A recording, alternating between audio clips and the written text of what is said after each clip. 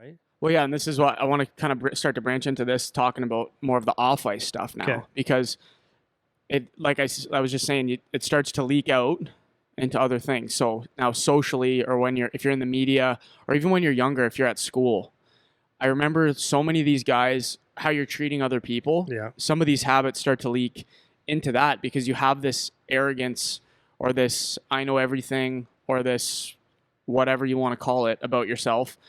And you think you can just do whatever the hell you want because someone thinks you're decent at hockey or whatever it is, you know? And what happens as you start to get older, when you're playing, let's say you're draft your AAA or you end up in the OHL or playing junior or whatever, you're in an elite position, you have a bit of an elite role, and people give you more attention. So oftentimes for kids, and this is where they need to have some guidance and have a good environment to deal with this kind of stuff, you can start to think you're the best thing ever, man, because people keep telling you or keep treating you like you are. So then you start to think it doesn't matter how you're treating other people. And so I see this kind of stuff. I remember seeing it in high school and when I was in university. Yeah. And I was really fortunate. Like my parents, that was not allowed. That type of shit was not allowed. I was humbled every day by my parents with stuff like that.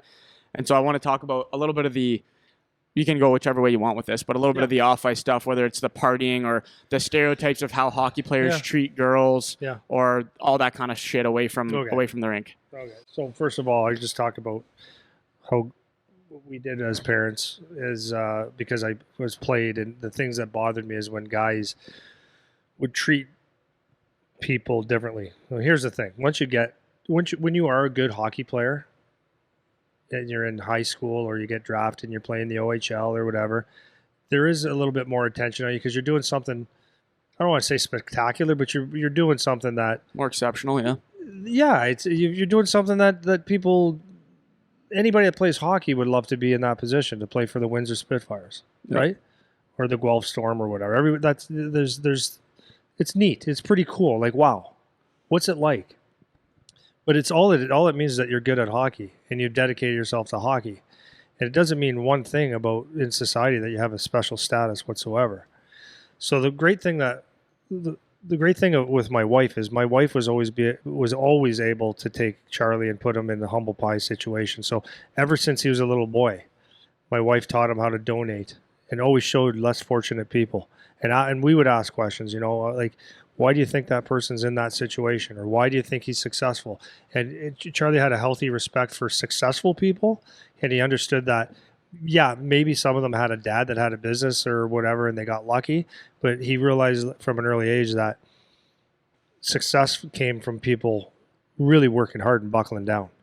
And then I use the term, we used to judge people all the time. Like I used to ask Charlie after conversations, like, what do you think what's going on there? So that he would have not judgy, but to understand, like, where is that person's head? So he was able at a young age to identify when someone was a pretender and when somebody was insecure or arrogant or whatever they are. He's been able to see a lot of the NHL players that I have treat people not properly, or treat people only to their gain, or treat people that they think it's important to treat people right. So he's seen that. So he understands by being around it that it hurts people when someone, just because you play in the NHL or the OHL and someone wants to ask you a question, it's okay to spend 2 minutes. You don't have to give them your life, but it's okay to be nice to that person. And when you're not, it actually hurts them. It makes them feel insignificant. And they hate your guts for it, man. Mm-hmm. Is it that hard to say what's it like to play for the Guelph Storm? And you say, it's cool, like, leave me alone? No. You take a few minutes and you talk to them and ask them a question about their life, and you're awesome for the rest of your life. And it's that simple. I can't stand it when I see a hockey player that walks around and thinks that they're the king shit because they're good at hockey. You're good at hockey, man. And like, as we talk about all the time, might be the only thing you're good at. So settle down, tone down.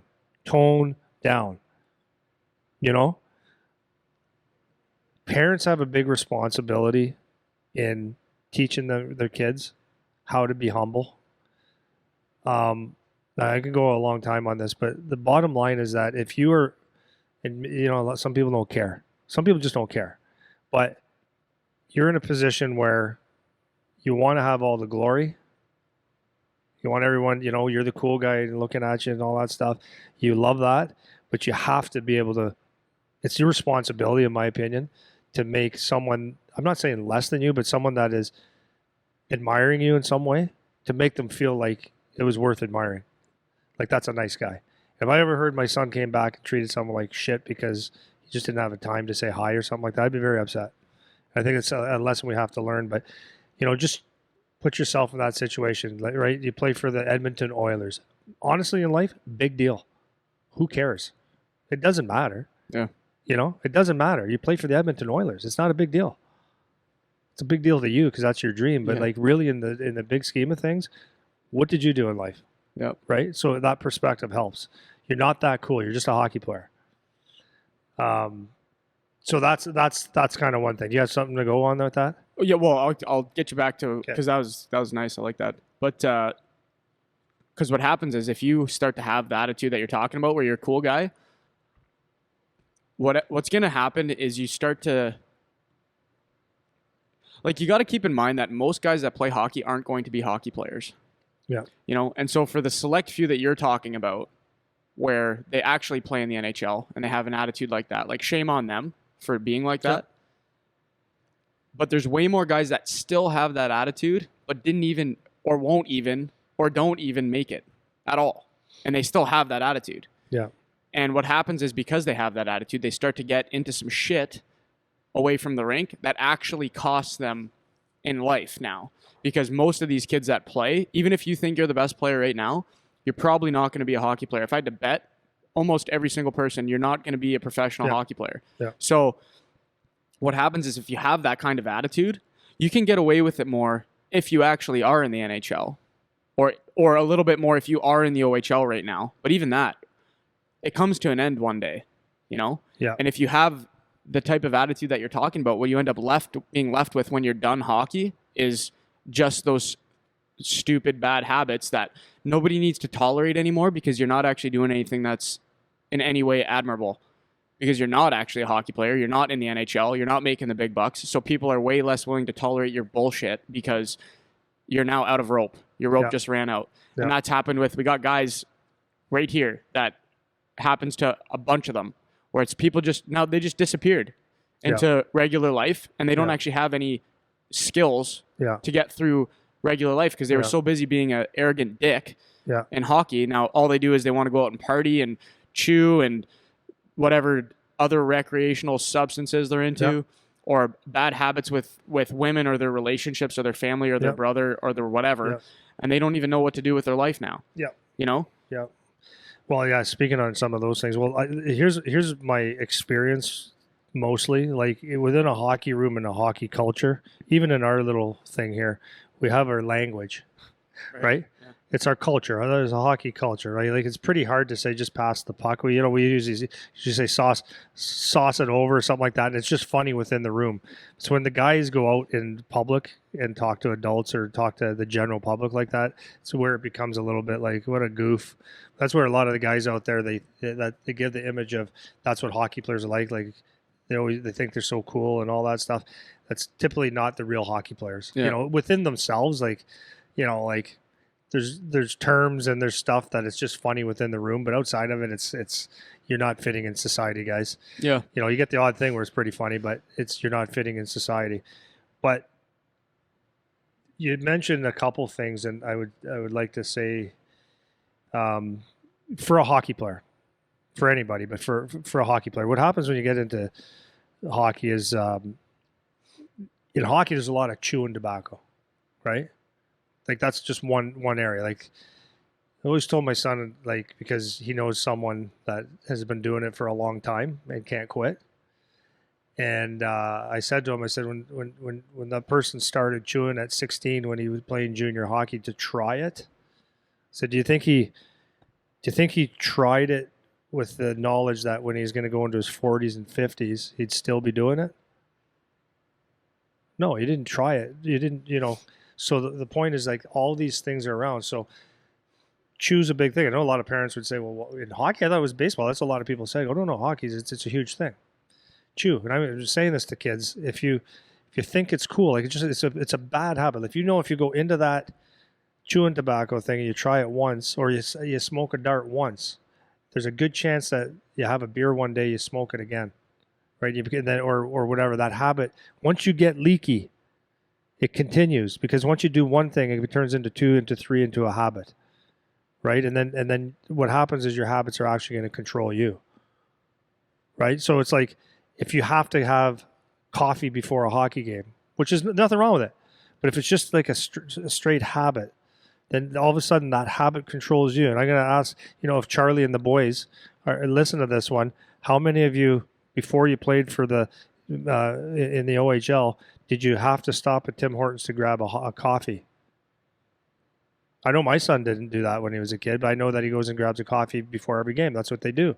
Not bad. It's not bad. I'm just saying, let's pay attention to what we're doing. So now we think about that habit. That habit's now controlling your life. What do we do? It's like a guy that smokes. He has his meal, puts his fork down, I think, right? And then he can't think of anything else until he has that dart. Then he goes outside or whatever, he has a smoke and comes back in. Now he's good. Mm-hmm. So now if you're a hockey player, you can't play hockey. You're going to the rink. It's like, we're going to Tim Hortons, we're going to Tim Hortons, we're going to Tim Hortons. Yeah, have all this shit. So a couple things are happening here. Coffee, not the worst thing in the world for you necessarily. It'll stimulate you. But what kind of coffee are you having? Are you having a cappuccino, a frappa cappuccino? Or are you having a freaking whatever they're called? Are they $7 coffees? Like, so now you're spending a lot of money. You might be buying for other guys, and you're putting crap in your body. So like, out of that habit, there's a whole bunch more, and it's financially costing, because at 17 years old, you're not rich. Yeah. So if you start spending every day going to the rink, $2-3 a day every day, you're spending more than I spend in a day. Yeah. I'm an adult making money. So habits. Right. Well, you don't control your habits control you. So like, I'm not saying don't get a coffee, kids. I'm not saying that, but I'm just pointing that out, that once you start something and then it becomes automatic, there's no getting out of it.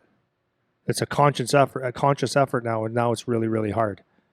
It's having the chew, right? You have a chew once, yeah, I'll try it. I didn't really like it. And then, maybe you got a buzz on one day and someone else has chew, or you're going to try it again because the boys, this chew's different. It's got the tea bag around it, right? It's the snooze.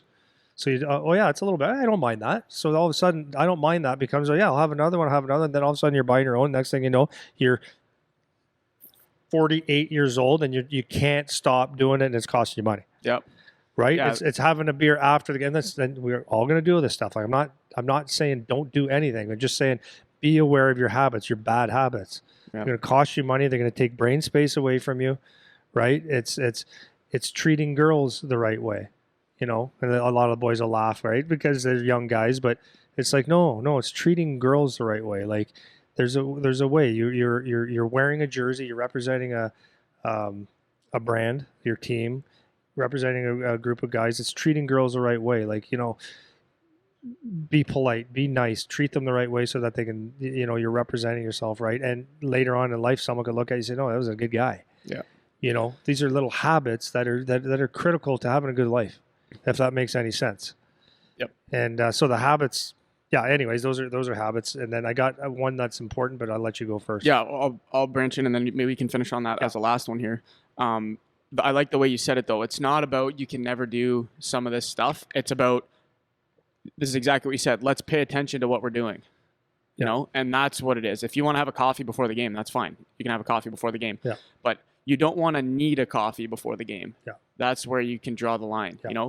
You don't want to need to have a chew. You don't want to need to have a beer or have a whatever. And I can't tell you how many guys I played with where that is what they say.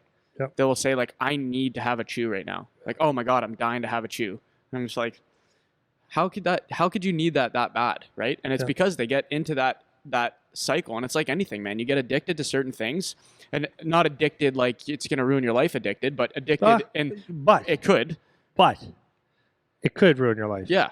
And if you don't, like, and again, habits start very small and innocent, right? Yep. Like a habit of working out doesn't start off like, I'm going to create a working out habit. It starts off like either you're into it or you decide, I'm going to start exercising. And then next thing you know, I literally, and you literally cannot, I hate using the word literally. Mm-hmm. Everyone uses it inappropriately. So figuratively, but I don't feel good if I don't work out. Yeah. It's a habit. You don't create your future. Your habits create your future. Right? Yeah. So over time, working out becomes a drug. Our drug. It is a drug. Yep. If I don't get it, I don't feel good. Or for 2 days, I feel, okay, I'm missing something. That's a good habit. A bad habit is like when you say like you need to chew. You don't think that can ruin your life? No, it can. It can. You could die from the stuff.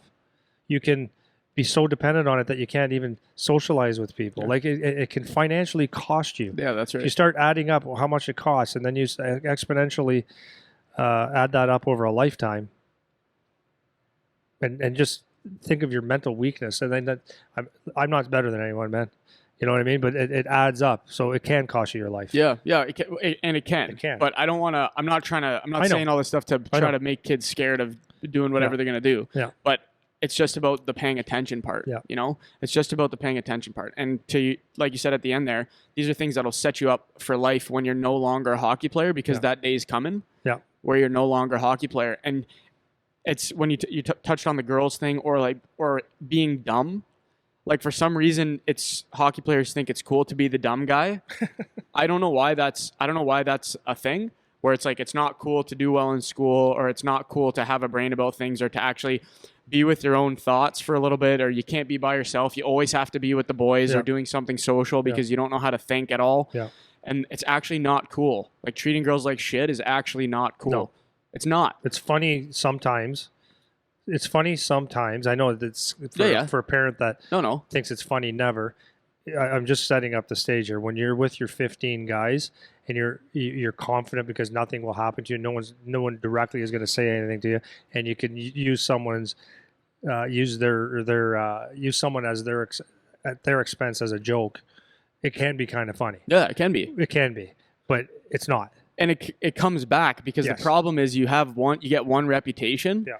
And so many of these hockey guys, like now that I'm out of it, and all the guys that I played with are done playing or finishing up playing or whatever, the guys that were treating girls like shit or dumb, where they just didn't take any interest in having a brain about anything, or they had these leaky habits away from the rink, like you said, like that is what controls their life now. So now their reputation as an adult going into the next phase of their life after hockey, they can't figure out what to do. And these are the guys that you see, they do anything they can just to keep playing in whatever pro league they can find, because they have nothing else that they can do. Yeah.